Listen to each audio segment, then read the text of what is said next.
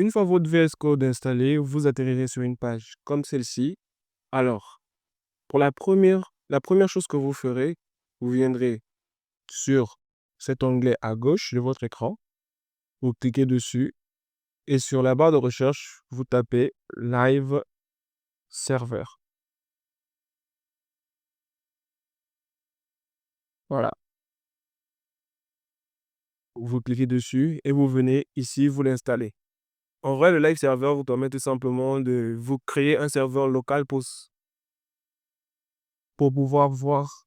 En vrai, le Live Server vous permet tout simplement de vous créer un serveur fictif qui vous permettra de voir le rendu de votre travail directement sur votre navigateur. Donc, vous l'installez. Moi, chez moi, c'est déjà installé, donc je ne vais pas le refaire. Voilà. Une fois installé, vous attendez jusqu'à ce que ça s'installe. Une fois installé, vous revenez sur l'onglet Fichier, ici. Attendez, je vais le fermer. Parce qu'apparemment, chez moi, il est ouvert déjà. Voilà. Et une fois le live server installé, vous verrez cet onglet à droite de votre écran, comme ceci. Go Live. Voilà.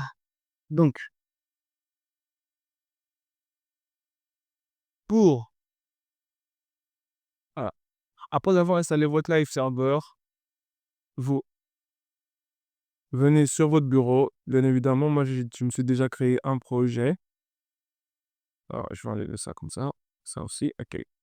Voilà, moi, je me suis déjà créé un projet. Donc, vous venez, vous faites un clic droit sur votre ordinateur.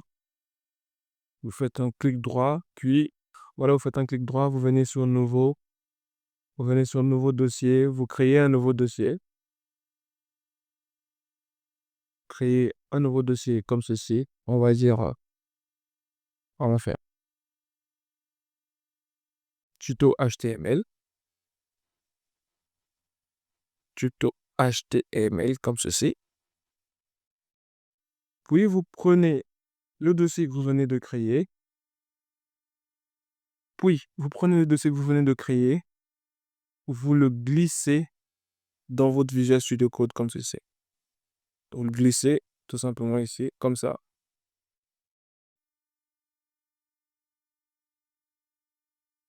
Et Visual Studio Code vous ouvrira un dossier contenant vos fichiers. Alors, pour écrire notre code HTML, nous viendrons tout simplement sur cet onglet à gauche. Vérifiez bien, pas celui-ci, mais plutôt celui-là.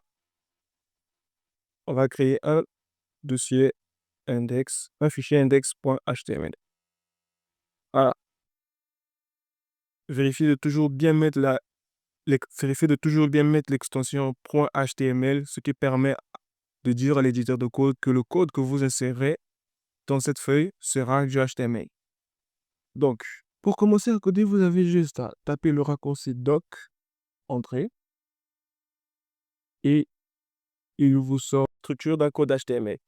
Donc, je peux m'attarder à vous expliquer en quoi concernent toutes ces balises, mais en vrai, la balise HTML ici vous permet tout simplement, les deux balises HTML ici vous permettent tout simplement de contenir tout le code HTML.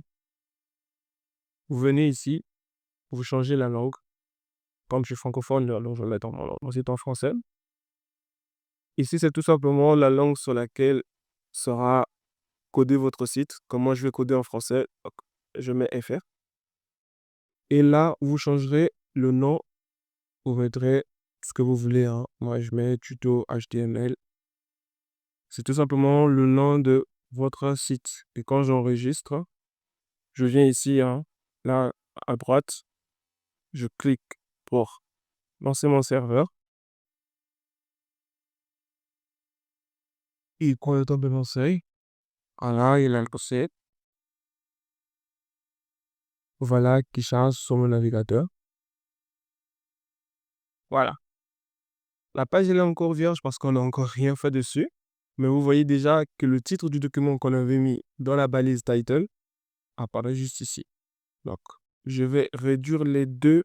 Comme ça, on aura une vue des deux plans en même temps. Voilà. C'est comme ça. OK. Sur votre éditeur de code, vous faites CTRL B pour faire disparaître un peu la barre latérale pour vous permettre d'avoir un peu plus d'espace pour voir ce que vous faites. Donc, pour la première leçon, nous partirons avec la notion des titres.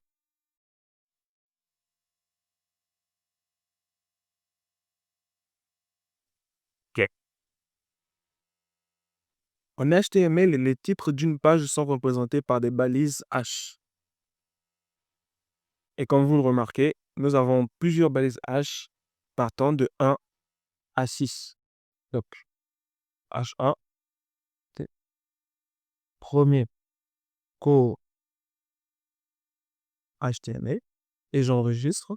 Lorsque j'enregistre, vous voyez bien à droite que mon premier cours HTML est bien sorti sur ma page. Donc, il est écrit en gras pour marquer que c'était un gros titre. Alors, je vais essayer de faire de même avec les autres titres, avec les autres balises pour marquer un peu la différence entre les deux.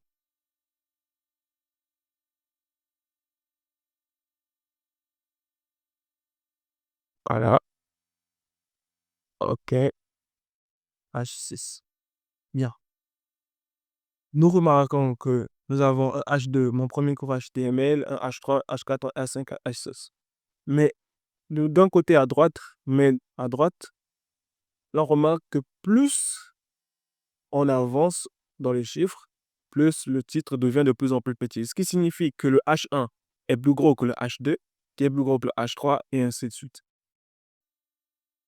Ça, vous l'aurez compris. Donc, pour vos pages, web, vous pourrez partir sur des gros titres, vous pourrez partir avec des balises H1 et pour vos sous-titres, des balises HD. Enfin, vous faites ce que vous voulez. Mais en vrai, vous faites ce que vous voulez, hein.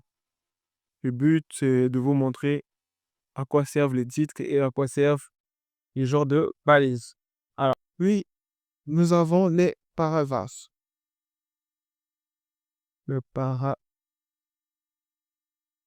Puis nous avons les paragraphes. Les paragraphes, comme son nom l'indique, les paragraphes sont représentés par la balise P. Pour écrire un paragraphe en HTML, vous avez besoin d'utiliser une balise qu'on appelle balise P. Et on va mettre, je ne sais pas, peu importe, on va mettre du lorem par exemple. Pour ceux qui ne savent pas c'est quoi lorem, c'est juste du texte facultatif qu'on utilise en design deck. Ça veut vraiment rien dire. Et quand j'enregistre, vous voyez que le paragraphe est bel et bien affiché sur mon navigateur à droite. Voilà, c'est tout pour les paragraphes. Maintenant, on passe au lien. Ok, et on passe au lien. Je vais un peu espacer tout ça pour que ce soit un peu plus clair. Ok. Alors, en HTML, les liens sont représentés par la balise A. Vous n'avez qu'à taper A et l'éditeur de code vous propose directement. Alors, pour le contenu de notre balise, on va partir sur, disons, Google, par exemple, un lien qui nous ramène vers Google. Puis, cet attribut href vous permet de signifier le chemin vers lequel vous conduira votre lien. Si nous voulons que ce lien nous conduise vers Google, alors on va taper https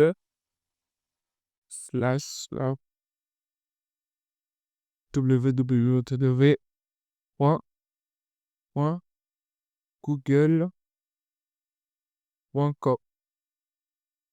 Et quand on enregistre, vous voyez la différence avec la balise P, c'est que pour le lien est directement écrit en bleu et souligné. Lorsqu'on clique dessus, à Google, et vous pouvez le faire pour n'importe quel site, Facebook, Instagram, Twitter, LinkedIn, peu importe, tout ce que vous voulez. Après les liens, nous verrons les listes.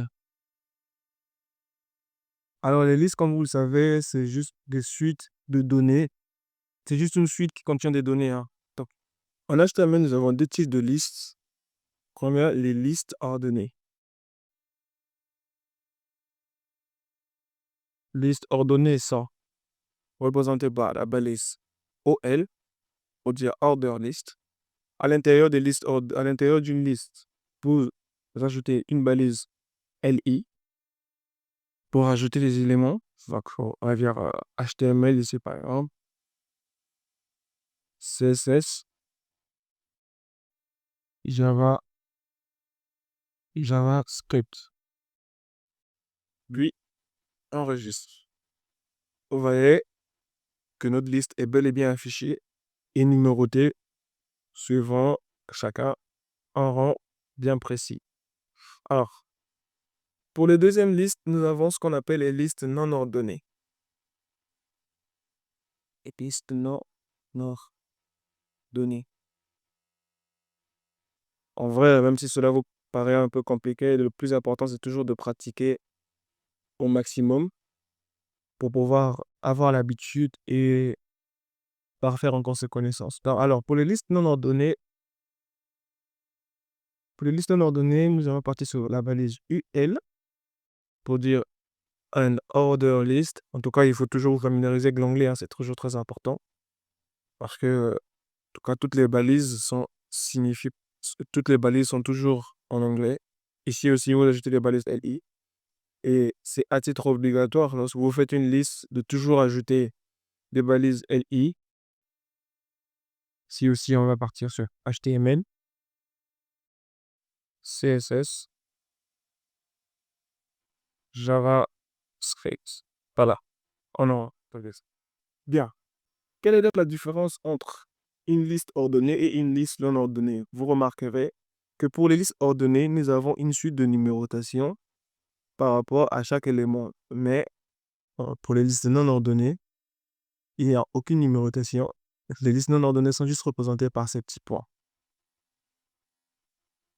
Voilà, c'est tout pour ce qui concerne les listes. Puis nous passons sur les tableaux. Les tableaux. En HTML, les tableaux sont écrits avec la balise table. Encore une fois, c'est de l'anglais, donc il faut vraiment vous familiariser avec l'anglais pour pouvoir vous aider. Voilà. Puis, comme dans tout tableau, nous avons des lignes et des colonnes. Donc, pour créer nos lignes, les lignes sont créées avec la balise TR. Puis, dans une balise TR, vous avez vos colonnes dans les balises TD, comme ceci. Alors, on va faire un petit exercice, histoire d'assimiler un peu comment créer des tableaux. Alors, bien. Nous avons notre balise table qui contient deux balises TR, ce signifie qu'on aura deux lignes.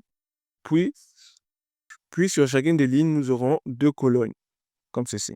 Alors, supposons que nous voulons parler,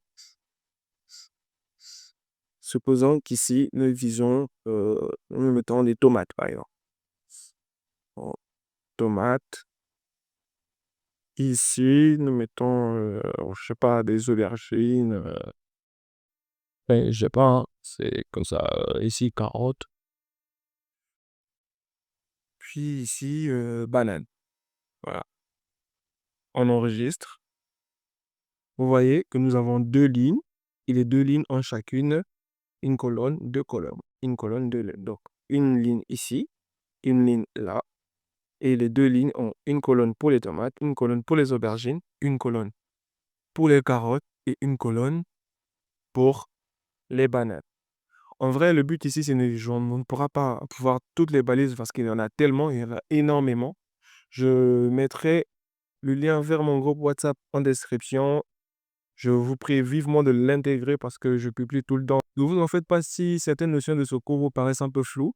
Je mets dans la description le lien de mon groupe WhatsApp pour vous pourrez venir me poser toutes les questions que vous voudrez. Et si vous pouvez pas m'écrire directement sur WhatsApp, mettez-moi en commentaire tout ce que vous n'arrivez pas à comprendre.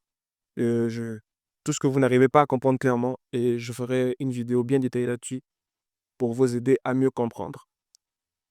Alors, après les tableaux, nous aurons les images. Comment insérer une image en HTML? Une notion très importante aussi, hein, parce que quand vous êtes développeur, vous êtes appelé à ajouter des images sur vos sites. Alors, Pour ajouter vos images, ce que vous faites, c'est que vous venez sur cet onglet à gauche ici et vous cliquez dans le vide, hein. Vous cliquez dans le vide. Puis, vous ne venez pas ici, mais plutôt sur l'icône à droite. Vous créez un dossier appelé Asset. Et dans Asset, vous cliquez encore. Vous créez un dossier appelé Image. Et vous validez. Puis, vous venez dans votre explorateur de fichiers.